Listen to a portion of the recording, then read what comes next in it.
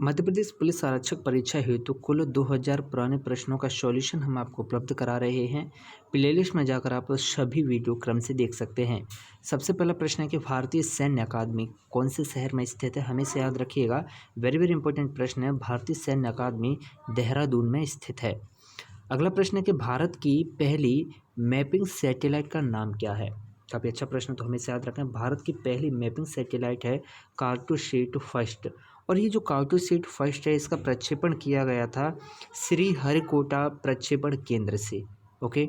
अगला प्रश्न है कि दिए गए विकल्पों में से कौन सा संगीतकार है जिसे भारत रत्न प्राप्त नहीं हुआ है? तो मैं सीधे सीधे आपको बता देता हूँ, मोहम्मद रफ़ी को भारत रत्न प्राप्त नहीं हुआ है। विकल्प डी इसका सही जवाब है। अब देखिए, रविशंकर को भारत रत्न प्राप्त हुआ वर्ष 1999 में।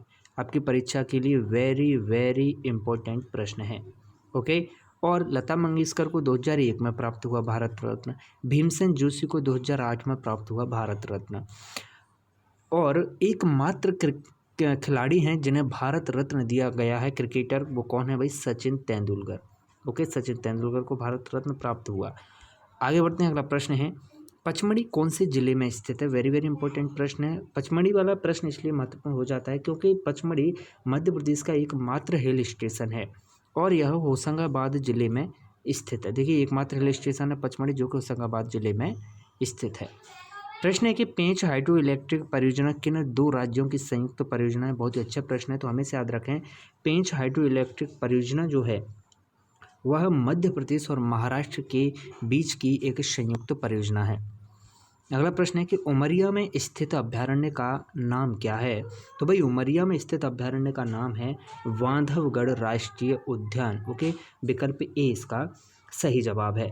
अब हम आगे बढ़ते हैं। बांधवगढ़ राष्ट्रीय उद्यान उमरिया में है। इसकी स्थापना कब हुई, ये प्रश्न पूछ लिया जाता है। तो इसकी स्थापना हुई 1993 में बांधवगढ़ राष्ट्रीय उद्यान की, जो कि कहाँ है भाई? उमरिया में।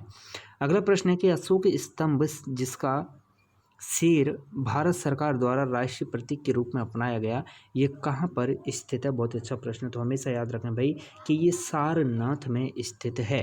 ओके, अशोक स्तंभ कहाँ है भाई? सारनाथ में स्थित है। अगला प्रश्न है कि भोपाल में पैदा हुए भारत के 9वें राष्ट्रपति का नाम क्या है?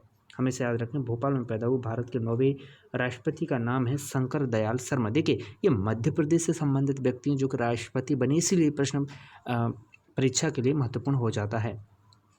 अगला प्रश्न है, हॉकी इंडिया का अध्यक्ष कौन है? हमेशा याद रखें, तो हॉकी इंडिया का अध्यक्ष है मरियाम्मा कोसी। ओके, और ये करंट से संबंधित प्रश्न है, तो आप इसे छोड़ भी सकते हैं, अपडेटेड आपको करा दिया जाएगा। अगला प्रश्न है कि निम्नलिखित में से कौन भारत के राष्ट्रपति नहीं रहे हैं? तो हमेशा याद रखिएगा, इन दिए गए विकल्पों में राष्ट्रपति देखिएगा, जाकिर हुसैन राष्ट्रपति रहे हैं, एन संजीव रेड्डी राष्ट्रपति रहे हैं, बीवी गिरी राष्ट्रपति रहे हैं, लेकिन सी गोपालाचारी कभी भी राष्ट्रपति नहीं रहे हैं। तो विकल्प डी इसका सही जवाब हो जाएगा। बल्कि सी राजगोपालाचारी भारत के अंतिम गवर्नर जनरल थे, वे कभी भी भारत के राष्ट्रपति नहीं रहे। अगला प्रश्न है कि राज्यसभा का उपाध्यक्ष कौन था? तो ये प्रश्न भी पूछ लिया जाता है। ओके, तो इस तरह के आपको करंट अफेयर आपको अपडेट कर दिया जाएगा परीक्षा से कुछ दिन पहले ही। प्रश्न है कि राष्ट्रीय आपातकाल की घोषणा किसके द्वारा की जाती है? तो हमेशा याद रखिएगा, राष्ट्रीय आपातकाल की घोषणा राष्ट्रपति के द्वारा ही की जाती है।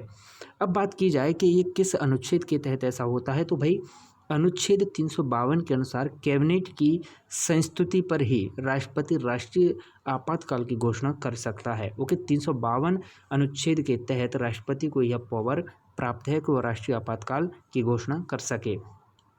प्रश्न है कि शिवपुरी में माधव राष्ट्रीय पार्क को कौन से वर्ष में स्थापित किया गया था? सबसे पहला प्रश्न हमारा यही तैयार हो जाता है कि माधव राष्ट्रीय पार्क कहाँ है भाई? शिवपुरी में।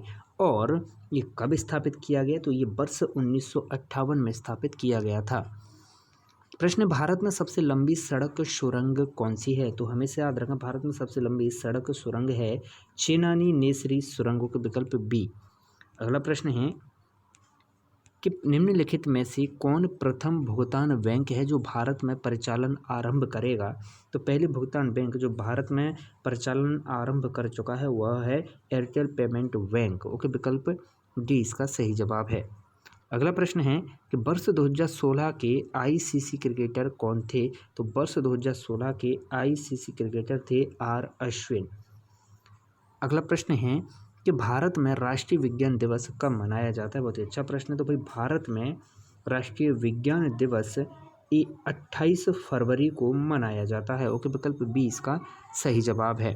देखिएगा, डॉक्टर सीवी रमन के जन्म दिवस 28 फरवरी को राष्ट्रीय विज्ञान दिवस मनाया जाता है।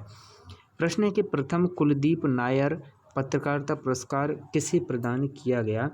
तो पहला कुलदीप नायर पत्रकारिता पुरस्कार रवीश कुमार को प्रदान किया गया। अगला प्रश्न है, भारत के पहले उपराष्ट्रपति कौन थे? बहुत ही अच्छा प्रश्न है। तो भाई भारत के पहले उपराष्ट्रपति एस राधाकृष्णन थे। विकल्प ए इसका सही जवाब है। अगला प्रश्न है कि किसे 2016 का ज्ञानपीठ पुरस्कार से सम्मानित किया गया? तो 2016 के ज्ञानपीठ पुरस्कार से सम्मानित किया गया शंख घोष को। अगला प्रश्न है कि लिग्नाइट, बिटुमेनी तथा एंथ्रेसाइट निम्नलिखित में से किसकी विभिन्न कोटियां हैं? लिग्नाइट, बिटुमेनी और एंथ्रेसाइट ये तीनों के तीनों भाई कोयला की विभिन्न कोटियां हैं। ओके, विकल्प ए इसका सही जवाब है। अगला प्रश्न है कि अंकुर की रोपाई किसके लिए की जाती है? तो हमेशा याद रखिएगा कि अंकुर की जो रोपाई है वह चावल के लिए या फिर कहें धान की खेती के लिए यूज की जाती है। ओके, विकल्प ए इसका सही जवाब। देखिए, रोपा विधि जो होती है वह धान की खेती के लिए की जाती है। तो इसी तरह आपको सभी पुराने पेपर्स का सॉल्यूशन हमारे चैनल पर उपलब्ध कराया जाएगा। आप बने रहें तेज एजुकेशन के साथ।